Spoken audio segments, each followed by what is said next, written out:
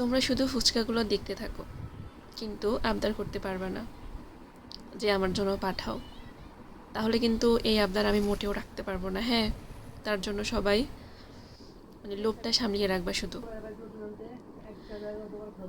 Office খোলার সাথে সাথে আমার জন্য স্পেশাল আইটেম চলে আসছে।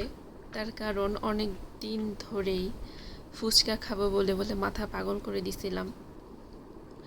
কারণ ঈদ রোজা দুইটা মিলাই হচ্ছে ফুচকাটা পাওয়া যেত না অত বেশি, কমই পাওয়া যেত। তো আমি জানতামই না যে আমার জন্য এরকম একটা মজার খাবার অপেক্ষা করতেছিল। অফিস থেকে আসার পরে বলতেছে ব্যাগটা খুলো,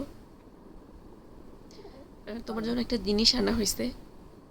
তো আমি তো ভাবছি কি নাকি, ও মা, পরে দেখলাম তো এরকম একটা লোভনীয় খাবার। তো তাড়াহুড়ো করে দেখলাম, দেখে খেতে বসে গেলাম। খাওয়ার আগে তো একটু কষ্ট করতেই হবে। তবে না, ফুচকাগুলো ভালো করে ফুলে নাই, এই জন্য একটু কেমন জানি লাগতেছে। ভেলপুরিও লাগতেছে, আবার ফুচকার মতোও লাগতেছে। তার মধ্যে কম, মাত্র 6টা দিছে। 8টা দিতে পারতো, তাই না বলো? 8টা দিলে তো আরেকটু পেটটা ভরতো। যাই হোক, তবে সালাদগুলো অনেক বেশি মজা ছিল। আলু ভর্তাটা মজা ছিল, টকটা মজা ছিল।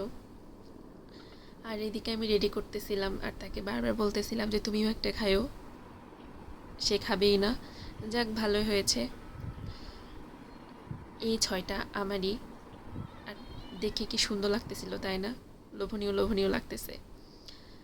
আর সত্যি কথা বলতে, খাওয়ার পর এত বেশি মজা লাগছে, অনেক বেশি মজা লাগছে।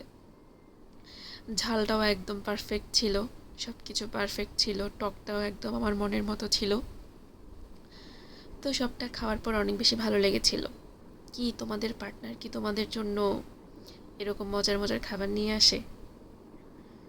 যদি নিয়ে আসে তাহলে সেটা অবশ্যই আমাকে কমেন্ট করে জানাতে একদম ভুলবে না।